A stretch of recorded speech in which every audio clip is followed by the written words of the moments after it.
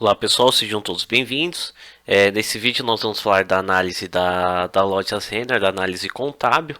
Antes de mais nada, eu tirei os dados aqui do site, do próprio site do RI da loja Renner e fiz um download de uma planilha com o balanço patrimonial e o demonstrativo do resultado do exercício no site Fundamentos. Fiz um estudo em cima dessa planilha. Para quem quiser, eu disponibilizei aqui o download gratuitamente. Basta clicar aqui que você vai fazer o download da planilha. E o link desse estudo está aqui na descrição do vídeo. Quem quiser também acessar, fica aqui no meu blog, tá? Bom, vamos começar aqui falando do balanço patrimonial.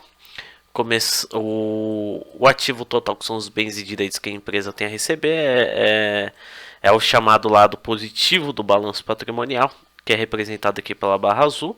O passivo total, que são as obrigações a pagar, que é a parte negativa, e o patrimônio líquido, que representa o capital investido pelos sócios e acionistas.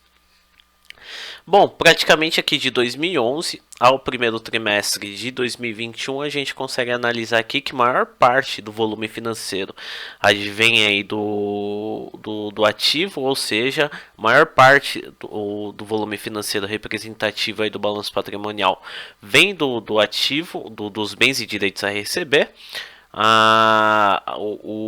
E o passivo total, que são as obrigações que a empresa tem a pagar, é inferior ao ativo, ou seja, a empresa tem mais bens e direitos a receber do que obrigações a pagar. E o patrimônio líquido vem no processo de evolução, de crescente, né? Então representa aí que o capital dos sócios e acionistas vem em processo de valorização, ou seja, conforme o ano vai passando, o capital dos sócios e acionistas vem evoluindo período pós período. Bom, vamos falar das disponibilidades, que é o dinheiro que a empresa tem disponível em caixa, né? Bom, a gente consegue avaliar aqui que está numa tendência de alta do período aí de 2011 ao primeiro trimestre de 2021, com principal destaque aqui a partir do ano de 2020 ao primeiro trimestre do ano de 2021, que deu um salto aqui no volume financeiro de dinheiro disponível para a empresa, que é muito positivo, porque quanto mais dinheiro a empresa tem em caixa, mais dinheiro ela tem para poder pagar os passivos, né, que são as obrigações, e também investir em novos processos para a empresa, fazer a empresa crescer sem a utilização de capital de terceiros, sem que a empresa tenha que fazer aquisição de mais empréstimos e financiamentos e utilizar recursos próprios. Bom, aqui a gente tem um contas a receber, ou seja, são as promessas de recebimento de vendas a prazo aí a seus clientes. A gente consegue avaliar que esse volume de promessas de pagamento vem crescendo aí de 2011 a 2019. Aqui em 2020 deu uma pausa e caiu um pouquinho aqui no ano de 2021. Lembrando que a loja Zenas trabalha no ramo de moda e praticamente a maior parte das suas lojas ficam em shopping centers. E no ano de 2020 aí deu uma recuada por causa da questão do Covid e os lockdowns, né, que fecharam os shoppings, então acabou impactando aí, ela ficando só em questão do dependente aí do e-commerce, então acabou impactando um pouquinho as vendas da empresa aí no ano de 2020 e um pouquinho aí no primeiro trimestre do ano de 2021. Vamos verificar o que vai acontecer aí nos próximos resultados, né? Conforme a economia vai abrindo aos poucos, o pessoal vai se vacinando. Vamos verificar aí os próximos resultados. Bom, vou falar um pouquinho dos estoques. Os estoques vêm crescendo aí numa tendência de alta de 2011 a 2021. Quanto mais estoques, olhando para o lado positivo, quer dizer que a empresa está investindo mais nos estoques, com que a empresa está objetivando aí mais vendas, né, maiores volumes de vendas. Olhando para a parte negativa, pode ser que a empresa está comprando estoques e não está saindo, ou seja, não está tendo vendas. E pode ser essa situação também, mas eu acredito aqui que a empresa tá imaginando aí um aumento dos seus estoques, objetivando aí maiores vendas aí no período de curto e a longo prazo. Bom, aqui a gente tem a composição do passivo, que são as obrigações a pagar da empresa, ou seja, passivo exigível. Aqui eu esbocei o passivo circulante e não circulante. O passivo circulante são as dívidas que a empresa tem a pagar dentro do período de 12 meses. E o não circulante são as obrigações que a empresa tem a pagar acima de 12 meses, o período de longo prazo. Bom, de 2011 a 2020 a gente consegue analisar aqui que a barra azul, que representa o passivo circulante, é superior ao passivo não circulante, representa o que? Que a maior parte da dívida da empresa deve ser paga dentro de 12 meses. E a partir de 2021, maior parte do volume financeiro das dívidas estão alocadas a longo prazo, ou seja, a maior parte da dívida da empresa está no período de longo prazo. O ideal é sempre que a maior parte das obrigações que a empresa tem a pagar esteja alocada a longo prazo, porque a empresa tem tempo de fazer seu estoque de dados, gerar caixa, ter tempo suficiente aí da sua cobrança receber as promessas de recebimento de vendas a prazo, alimentando o seu caixa e poder honrar esses compromissos aí com tranquilidade, sem a necessidade de fazer captação de capital de giro, que são mais empréstimos e financiamentos para poder deixar suas contas em dia. Bom, aqui a gente tem as principais contas do passivo. A barra azul representa os fornecedores, a dívida bruta representa a barra laranja, a dívida bruta os empréstimos e financiamentos tanto a curto prazo quanto a longo prazo. Bom, a gente consegue analisar aqui que a maior parte da dívida a maior parte aí do passivo da empresa é representado por empréstimos e financiamentos desde aí de 2011 até 2021, com o principal destaque aqui em 2020 e 2021, que os empréstimos, a dívida da empresa cresceu absurdamente. Aqui a gente já consegue até fazer um comparativo com o caixa, que esses empréstimos e financiamentos foi feito, é um capital de giro para poder alimentar o caixa, para a empresa poder sobreviver dentro do período da pandemia aí, porque teve o fechamento das lojas, então para a empresa poder deixar suas contas em dias, então ela pegou mais empréstimos e financiamentos, como que nós conseguimos analisar aqui nas principais contas do passivo, e tá praticamente aí o mesmo volume aí dos disponíveis, ou seja, esses empréstimos e financiamentos é capital de giro para a empresa poder honrar e poder sobreviver nesse período aí de fechamento das lojas. Então foi praticamente aí para fazer a alimentação do caixa. Bom, aqui a gente tem os empréstimos e financiamentos. Eu esbocei graficamente aqui para a gente analisar qual o volume financeiro que está a curto prazo, qual o volume financeiro para longo prazo. Bom, aqui de 2011 a 2017, a maior parte do volume financeiro está alocado para longo prazo. 2018, a maior parte aí ficou para curto prazo. 2019 e 2020 e 2021, com a maior parte aí da captação de empréstimos que a empresa fez, desse aumento aí de destaque do ano de 2020 para 2021 também, ela negociou essa dívida aí com os bancos para longo prazo, né, para a empresa. Os bancos entenderam também a questão também da pandemia, dificuldade de geração de fluxos de caixa. Então as empresas captaram empréstimos e financiamentos e jogaram essa dívida aí para ser paga no período acima de 12 meses, para a empresa ter tempo suficiente para poder ter uma recuperação aí do seu fluxo de caixa e poder honrar essas dívidas aí com tranquilidade, poder honrar a dívida em dia. Bom, aqui a gente tem um demonstrativo do resultado do exercício, começando aqui com o total de vendas. O total de vendas da empresa veio crescendo forte aqui de 2011 a 2019. Teve uma correção aqui no ano de 2020, lembrando da pandemia. E aqui no primeiro trimestre de 2021, teve um volume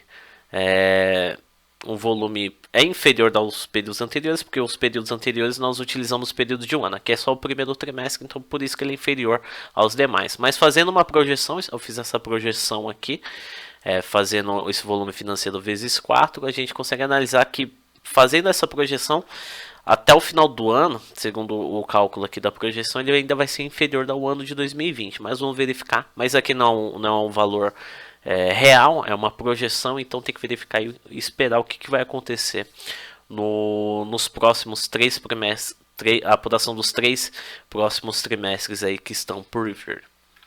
Mas a pandemia aqui recuou, né, a crescente de vendas que a empresa estava tendo aí de 2011 a 2019. Bom, aqui a gente tem um resultado bruto. O resultado bruto é o nível de lucratividade da empresa só com o seu principal ramo de atividade. Vinha numa crescente forte aí também de 2019, de 2011 a 2019, teve um recuo aí. A pandemia brecou, né, esse crescimento. Aqui tem o volume financeiro do primeiro trimestre, a projeção aqui, utilizando os dados aí do primeiro trimestre, vai ser inferior ao ano de 2020, mas esse aqui não é um valor real.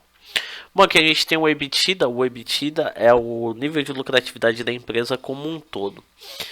Aqui a gente envolve tanto o seu principal ramo de atividade como as atividades meios, como despesas financeiras, despesas com consultoria contábil, consultoria financeira, manutenção predial, produtos de limpeza, ou seja, são outras despesas e outras receitas, por exemplo, venda de algum ativo fixo, que estão ligados à empresa, mas não está ligado ao seu principal ramo de atividade. Então aqui o EBITDA a gente consegue verificar o nível de lucratividade operacional da empresa, ou seja, o quanto que a empresa como um todo traz de lucro.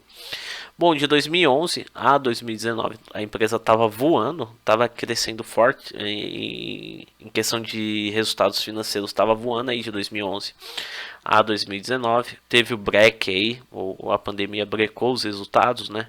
Teve uma queda forte no ano de 2020. Aqui no primeiro trimestre de 2021 já apresentou um prejuízo, fazendo essa projeção aqui, mas essa projeção está muito longe da realidade. Mas fazendo aqui o prejuízo vezes 4 vai dar esse valor aqui, mas vamos esperar os próximos resultados aí, os próximos resultados dos 3 próximos trimestres. Bom, aqui a gente tem um resultado financeiro. Aqui é o quanto que a empresa tem, é a diferença do total de receitas menos o total de despesas no mercado financeiro. Aqui envolve variação cambial, juros que ela paga de empréstimos e financiamentos, rendimentos ou prejuízos nos investimentos que ela faz no mercado. Aqui de 2011 a 2019 a empresa sempre esteve no patamar negativo, ou seja, as despesas sempre foram superiores às receitas. Teve uma situação que eu digo que é não recorrente, quando sai muito do volume normal dos anos anteriores. Aqui as receitas superaram muito as despesas financeiras da empresa. Aí tem que verificar que isso aqui normalmente eu digo que é a situação não recorrente quando sai muito da realidade. Então tem que verificar o que aconteceu, qual foi a receita tão grande que a empresa teve aqui. Receita financeira no ano de 2020. Aqui no primeiro trimestre voltou aqui para o patamar negativo. Ou seja, as despesas superaram as receitas no primeiro trimestre de 2021. Fazendo a projeção aqui tem um aumento, mas está muito fora da realidade. Aqui tem que verificar que eu fiz esse prejuízo vezes 4, deu isso daqui dá um pouquinho fora da realidade essa projeção aqui, tá?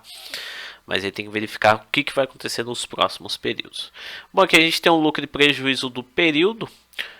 Tava voando a empresa até então de 2011 a 2019. Teve o break aqui no ano de 2020, era para ser um pouquinho mais abaixo aqui esse período, mas teve esse aumento das receitas surpreendente aqui no ano de 2020 das receitas financeiras que impactaram aqui o lucro líquido. Então ficou praticamente no mesmo patamar de 2019, mas normalmente, tirando esse resultado financeiro, era para ficar mais ou menos nesse patamar daqui.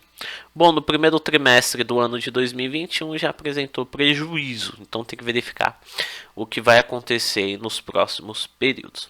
Bom, pessoal, fazendo um geralzão aqui, um comentário geral, a empresa está apresentando um balanço até que positivo. Os ativos superiores ao passivo. O patrimônio líquido vem no processo de evolução, ou seja, o capital dos sócios e acionistas e investidores vem desenvolvendo no decorrer do período.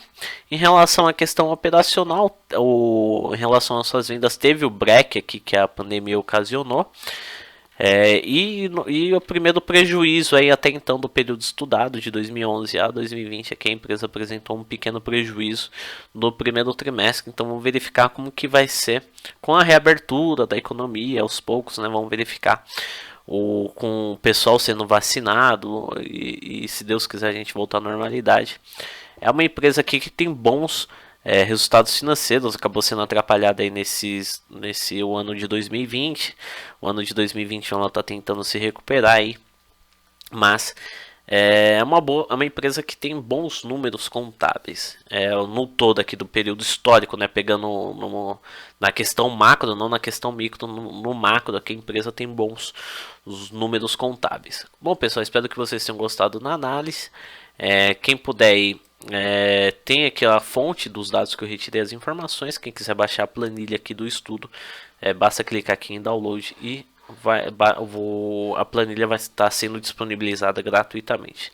Bom, pessoal, um grande abraço, sucesso a todos, até os próximos vídeos.